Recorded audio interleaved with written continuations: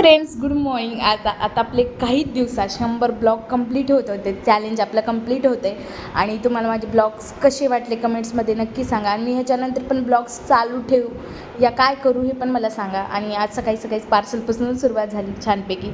माझं रिसीव झालं तर पार्सल आणि खूप छान ज्वेलरी हार होता. त्यानंतर ATMला गेली, मम्मीला कॅश वगैरे आणून दिले. आल्यानंतर मी फास्टपैकी रेडी वगैरे झाले, कारण की मला लग्नाला जायचं होतं दीदीच्या.